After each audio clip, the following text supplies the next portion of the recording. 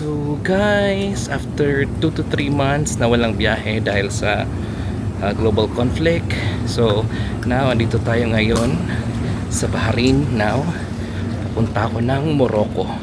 Time check, 12 midnight Bahrain time. So mga alauna siguro ngayon doon sa Dubai. So hindi na ako nag-take ng video sa Dubai kasi okay lang yan. So ngayon, mag-connecting ako via Gulf Air. Papunta ako ng Morocco. Dali ako doon siguro mga 7 o'clock or 7:30 Moroccan time. Okay, so ito pa ako ngayon. So see you later. I'm in Bahrain Airport right now. Okay, so yung biyahe ko is 1:35, 12:05 pa lang. So may time pa ako mag-ikot. Ayan. So papunta doon 6 hours pa ata. 6 hours yung biyahe. So laban lang tayo. Kahit puyat. Sige lang. See you later. So ayan, ang airport ng Bahrain. Maliit lang talaga airport nila. Pero ang ganda ng design. So nasa 19A ako. Yun, nakita nyo doon. Meron doon 19A. Yan. Ito tayo doon. Konti lang airport. Maliit lang airport nila. Pero maganda. Kulang ng tao pa rin. Siyempre dahil sa global crisis na nangyayari ngayon. Kaya ganon. Pero okay lang yan. At least nag-resume na. Marami ng airline. Okay guys. Time check is 8:20 in the morning Moroccan time. So I just arrived in Morocco right now from Bahrain. So late ang aeroplano ng 44 minutes or about 50 minutes. Buti na lang talaga at change ko yung ticket ko sa train. Supposedly 8:40, ginawa kong 9:50. So at least may oras ako. Kasi kung 8:50 yun, tatakbo ko ngayon. So ayan ang airport nila. Papunta na ako ng immigration. After immigration, ayan ang immigration nila. Bawal na mag-video, and then after baggage claim. See ya. So guys, nakalusot na tayo sa immigration. So again, dito sa Morocco, free visa yung Filipino. So magkaiba yung free visa sa visa on arrival. Pag sinabing free visa, wala kang babayaran. Pag visa on arrival, may babayaran ka dito pagdating mo sa immigration. Okay, so ngayon papunta na ako ng baggage claim. Tapos pwede kong kumuha ng SIM card dito, pero ako kasi yung sa phone ko meron kasing feature na o roaming. So hindi na ako nagkukuha ng SIM card.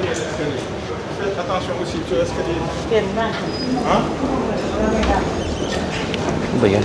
Tagal ah.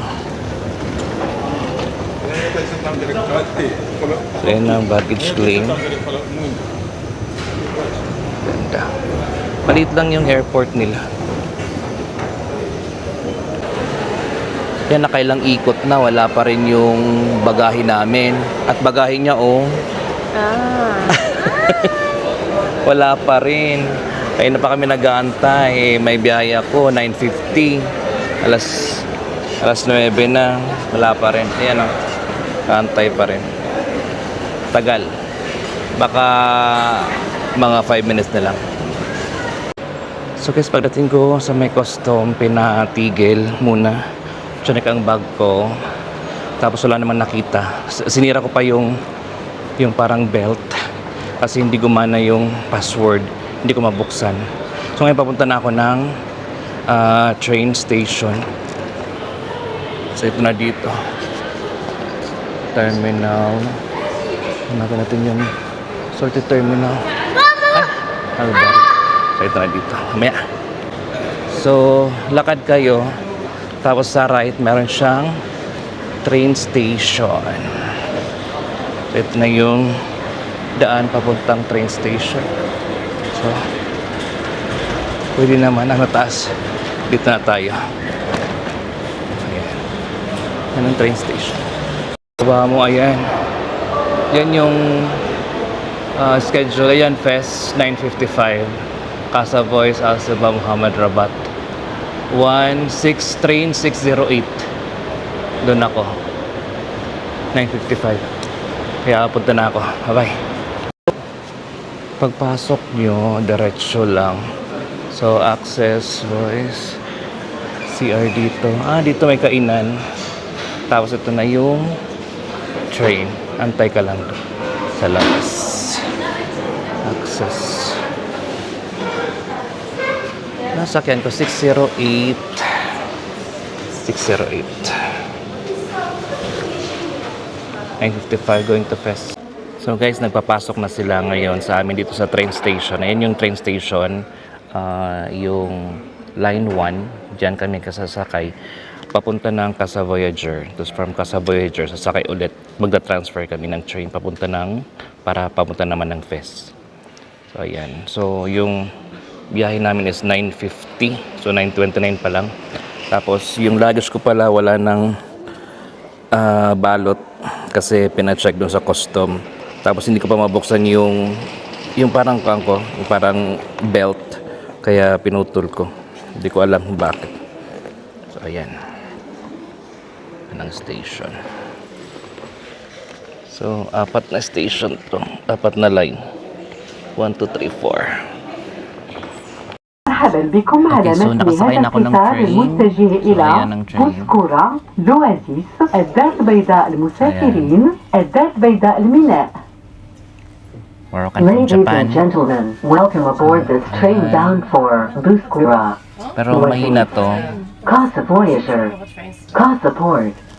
Ito will take around maybe isang oras. Isang oras papunta ng Casa Voyager. Tapos transfer isang oras din papunta ng Fest naman. Papunta ng Fest yun yung 4 na oras na biyahe. Medyo malayo-layo. Malayo-layo yung biyahe na yun. Dating ako doon mga alas 3 siguro ng hapon. Tapos baba lang sa hotel and then gala ulit. Ganun lang gagawin ko mamaya. Okay. Bagal lang train pa.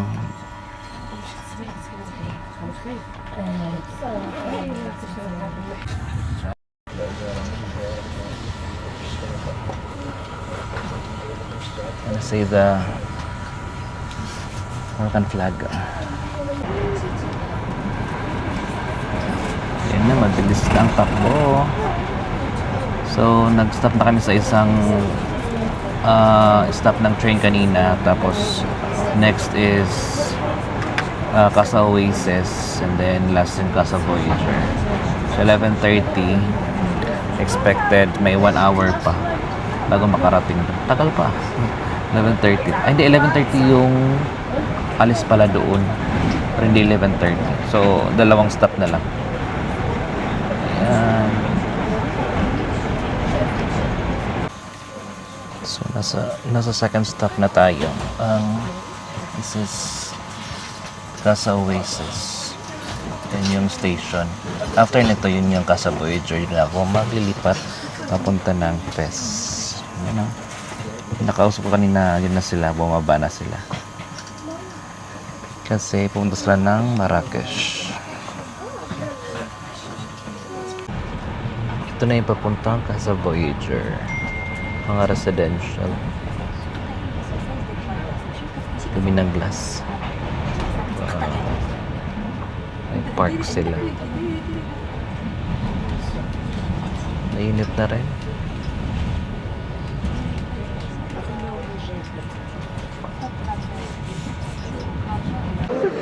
So guys, dito tayo sa Casa Voyager. So yan yung train station. Mga tao nag-aantay na. So ayan, 11:30 yung biyahe. Ako, bakit kakaganyan? Waiting na lang sa train. Galileo? ها؟ أورا تنبركم ما يتخلص أبغى شو ايوه صافي وانا قالت لها غنجي قلت لها جي ديال المرة انا ثلاثة شوي غتسيق الا ما غتخمم ديال المرة So guys, dumating na ako sa Fez. Yan ang train namin. So 5 oras galing sa airport ng Casablanca papunta dito. Karating lang namin. Tatanong-tanong ako kung paano mag-exit. So tinuruan naman ako. Kasi iba hindi nag-English. So ito ako ngayon palabas na. Punta na ako ng dun sa aking hotel. Malapit lang din naman dito sa kanilang sa kanilang train station. Kaya lang pagod na ako kasi binuhat ko to maleta ko hagdanan. Wala kasing escalator or elevator man lang. Pero hindi man ganun kalayo or kataas. Pero nakapagod pa rin. So ayan na yung Fez. Ito yung station. So kung babalik ako papuntang Rabat in the next 2 days. So ito na yung station. Ayan. Ayan na. Gare de Fez. Ayan, ang station ng Morocco. Diba? So yung hotel ko andun lang after ng roundabout. Lapit lang.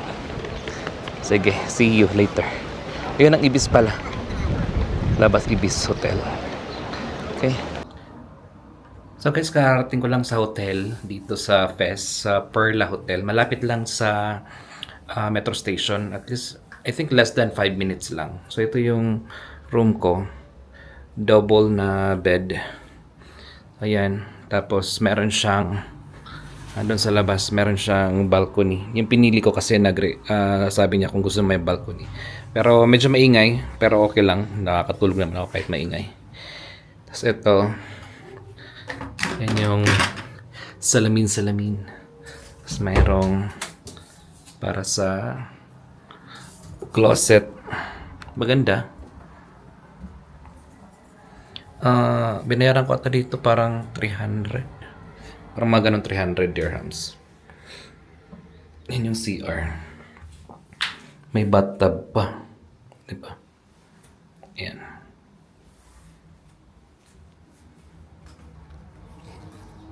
So later, mag-prepare lang ako. Tapos gusto kong umalis at mag-tour konti. Kasi bukas pupunta ako ng Chef Shawen umaga. After nun, uuwi kami ng gabi na. Tapos after nun, punta na ako ulit sa Rabat. Biyahin na ulit. See you. So guys, pupunta ako ng Bab Bujlud ngayon. So dito ako sa taxi. Taxi naman nila naka-meter naman. Pero ang napansin ko lang, pag may sakay na, nagpapasakay pa sila ng iba. So kung on the way, I think pwede ganun. Pero malamig ngayon dito, hindi ako nag-jacket. Malamig siya. Kaya ng kalsada nila dito. Ayan, mga students. School ata to dito. Daming students dito. Ayan. So, mga 9 minutes lang. Mga 9 minutes lang naman ang layo from my hotel. Kasi nasa train station lang ako. So, mga 9 minutes papunta doon. So, roundabout. Tapos, tama na yun. Punta ako ng Old Medina sa doon yung magulong lugar. Okay? Safe naman dito. Yan ang lugar nila. Kita natin. Magandang kalsada din. May mga konting lubak. Pero okay naman. Wow. Diba? Ayan, meron na siyang school. Ayan. So guys, ito yung Old Medina. Ito yung Bab Bujlud. Ito yung famous na gate nila. Sa loob mga tindahan eh. So, laki ko na lang yung description sa baba dito. Sa gate na to. Ito yung busy na lugar ng Medina, Old Medina. Daming tao. Pasok tayo doon. Tignan natin kung ano yung nasa loob. Mga tindahan mostly.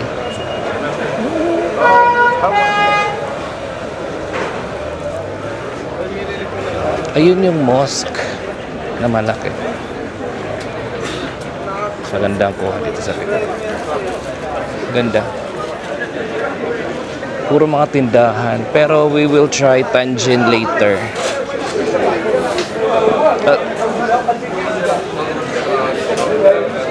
Ganda.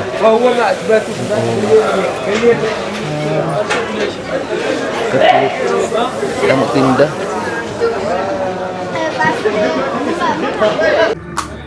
The hallway sera.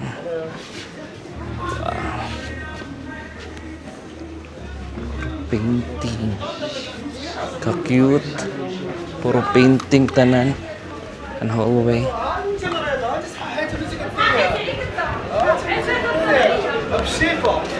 Pas mo dito. Taka ng left. Where's the mosque?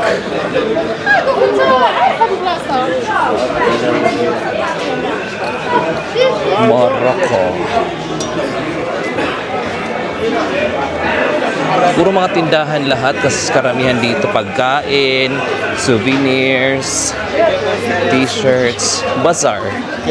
In short. So mas mura dito.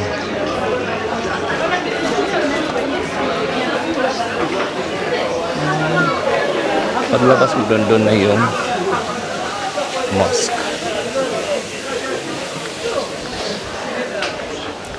Hello. May donkey. Bakit mandidi? What is this here? So cute. Besar mga door. Hotel. Wala naman. So, maunira lugar didi. Kasang kada mo tindahan. Kaguti sa nagian. Tapos iba-iba lang sa presyo.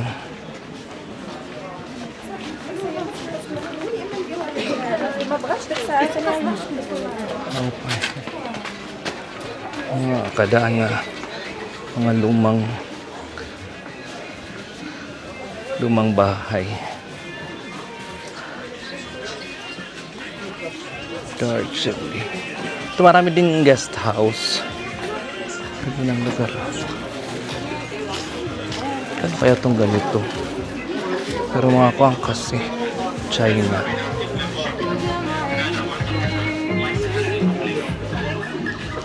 Tindahan. Dapat ng kuwan. Perfumes. It was fun. Bags.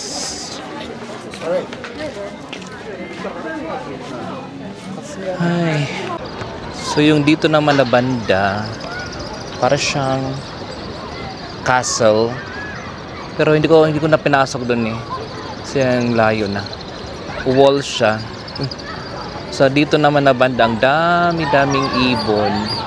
So ito ata mosque ata to eh. Walang sure kung mosque ba yan or hotel. Yung pinaka-park nila. Yan. Ganda. Sa Fes to.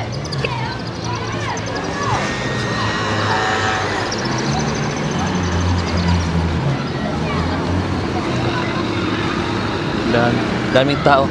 Alam nyo ba, oras ngayon is 8 o'clock. Nakikita nyo, 8 o'clock in the evening. Pero yung araw, diba, liwanag. Grabe.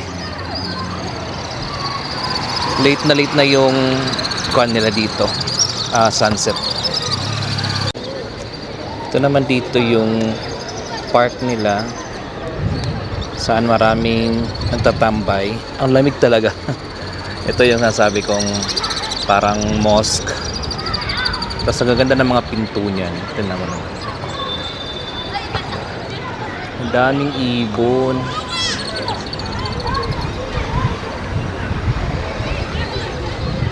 Ang daming ibon dito. Ito naman dito, Sepsa. Hindi ko alam kung anong Sepsa yan.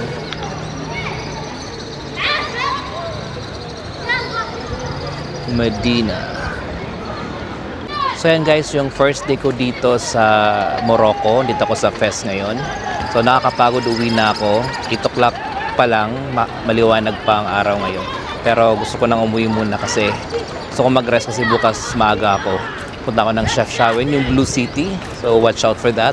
Again, I hope na nag-enjoy kayo kahit na maiksi lang yung video. And again, this is Travel with Jason saying travel while you can because life has no rewind. Thank you guys!